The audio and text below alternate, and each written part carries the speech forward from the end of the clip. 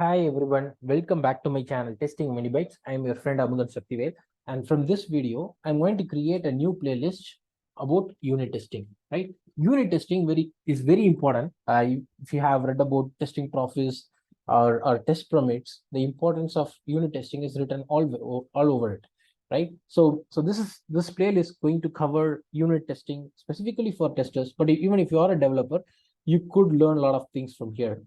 Again, the reason why I created it specifically for testers is because when I started to learn about unit testing, it was pretty hard for me because at that time I do not know backend development, and all the examples available in the YouTube or everywhere speaks about service classes, repository classes. So it was very hard for me to understand terms like spies, dummies, fakes, and mocks. So it was very hard for me. So I thought I should make it much easier for anyone like me as a tester who wants to start with unit tests, how they could learn from very start, right? And that's what this playlist are all about. All you need is some basic knowledge about automation, and I will take care of the remaining stuff, right? Without wasting a lot of time.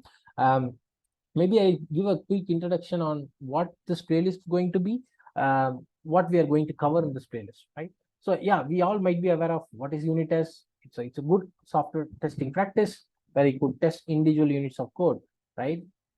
Again, whether it is fitting or meeting your requirements. So the why unit test for Amudar testers? This might be your question, right? Why I have to write unit tests? It's a responsibility of developers. Believe me, the expectations have changed over the period of time. 10 years back, they were all manual testers. We were all manual testers, right? Nobody expected testers to code, and then after the advent of Selenium, UFT, testers started to code a bit, and then our code wasn't really great, right, to be honest. And maybe before 5 years of time, we started to code in a much better way. Our code has drastically improved. We started to follow clean coding, started to follow good coding practices.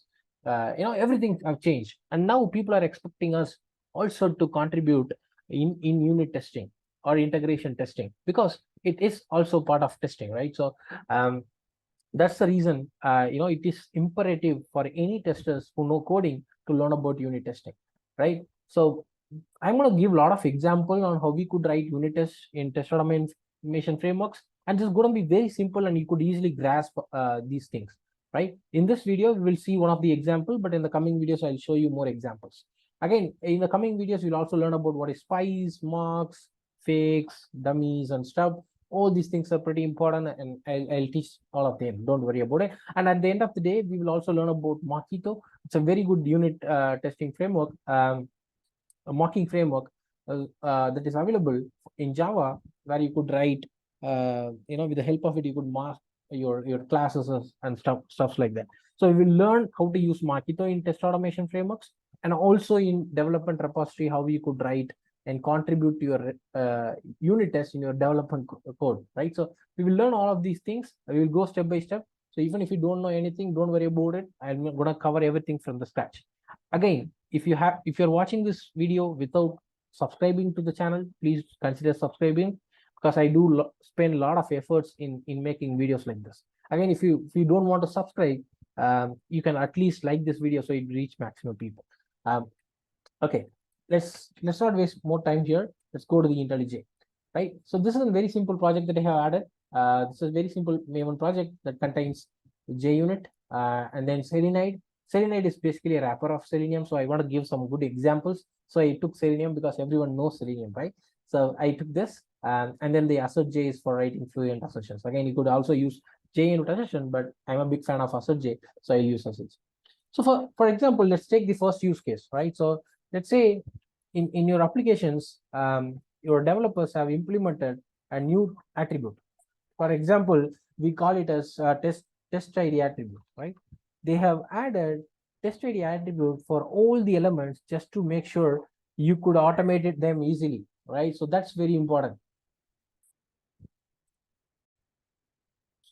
So if there is a custom attribute, then we could easily find element using that custom attribute. In normal days, what we do, we do driver that find element, and we use by.xpath because there is no by.text id or whatever, right? Test id or something in Selenium. So what do? We use XPath to find these elements.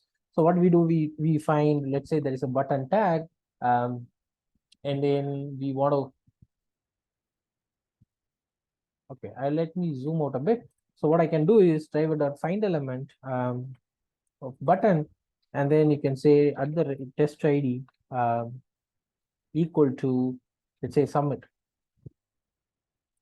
So right, this is how you normally do it, right?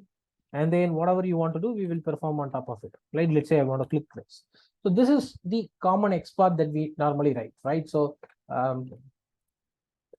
but there is a lot of complexities involved because you need to write XPaths, you need to focus on your syntaxes and everything.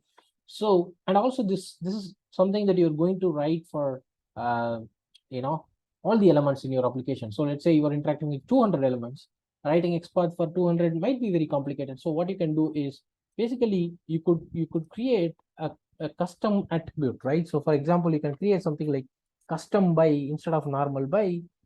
Let's make this as final so nobody extend this for unknown reasons. Let's also make this constructor as private because we want to have only static methods here. And let's say I'm going to create a method, static method that returns by locator, because at the end of the day we want to create by locators, right? So because this find element method call will take by locator as the input. So let's go here and let's call this method as test ID, and this, let it accept the test ID, right, as the input. And what you're going to do is we're going to wrap everything inside this particular method. So all the complexities will be wrapped here. Again, I'm using star, because this is an asterisk. If you use asterisk, it can be any class name. We are not specific here. And then I can say hyphen test ID equal to, see, I can directly hardcode this, but instead of that, I prefer writing something like this and then wrap them inside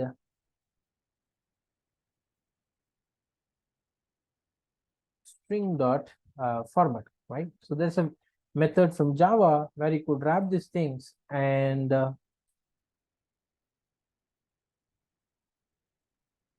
can pass it. So what normally happens here? So whatever the test ID that you are passing will go and sit here. So the XPath will be constructed based on that, right? You could also add more. So let's say you want to sometime pass class names, and in those cases you can pass class names here or tag name, whatever you can pass like this, and then you can also remove this, and you could write tag name test ID. So the first percentage s will be replaced with tag name, and the second percentage s will be replaced with test ID. So this is how you could write your custom locators, right? Now this is one example of the code where you can write unit tests in the automation framework. For example, the usage for this, instead of you writing like this, what you can also do is you can say driver.find element custom by. Instead of using normal by from Selenium, you use custom by, and then you can pass the test ID. Let's say this is submit, and then it internally construct the XPath for you, and you can find the element and click. Now instead of this noisy stuff, you could wrap this in here, and if you add static import, it becomes driver.find element. Maybe you could also name this as by test ID, so the readability is improved further, right? By test ID, right? and it becomes submit, right? So now the code is much readable, and it's also very easy to understand, right?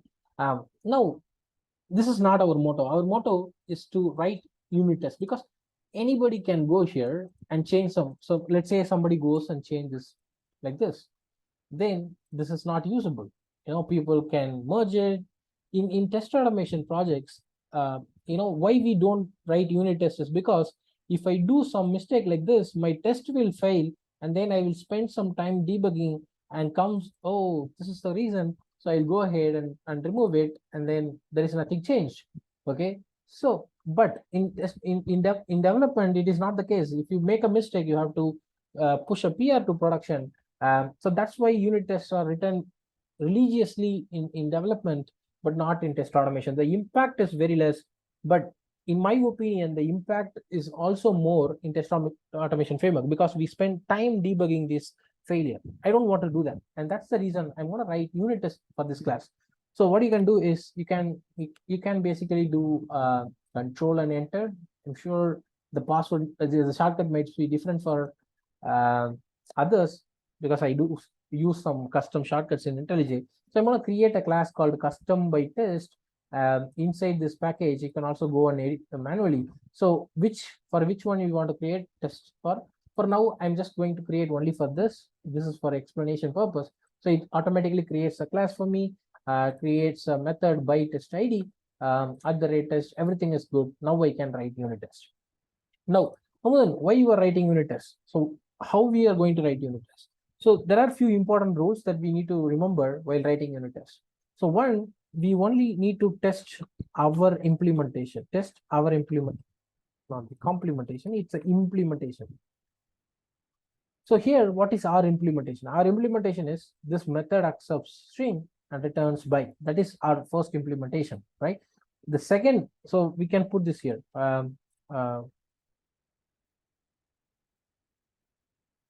Our first implementation is accept string returns byte instructs. Okay, and then what else?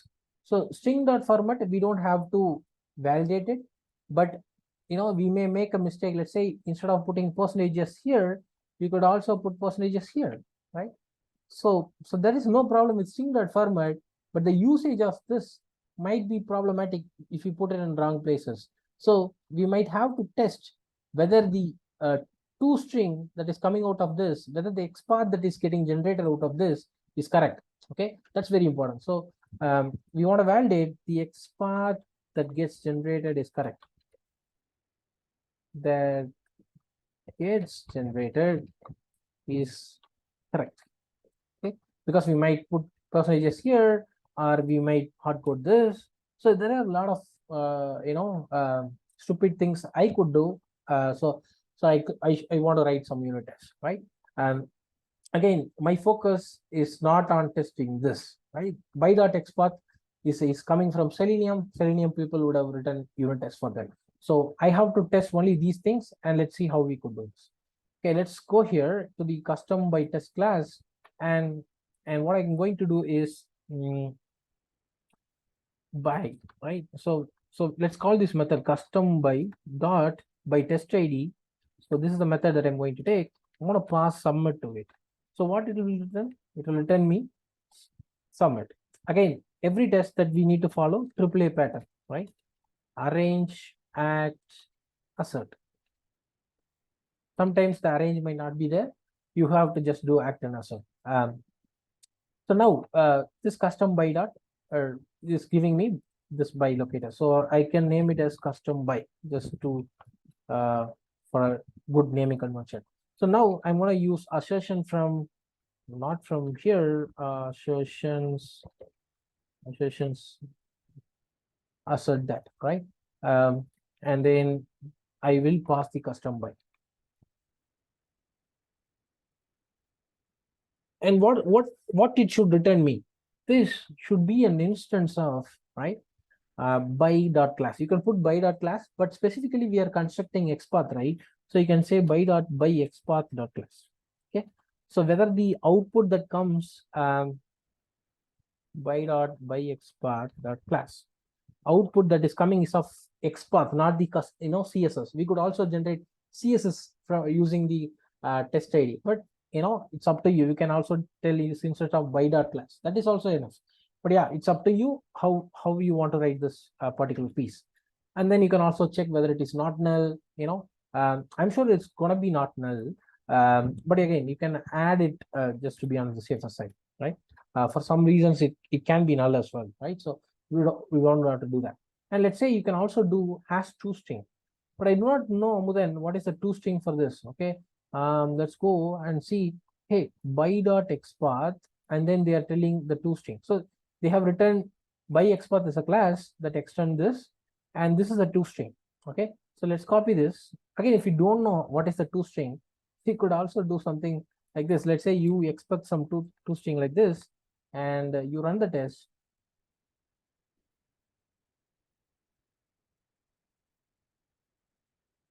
And it fails, and basically it gives you this toString. So let's copy this and put it here. That's it.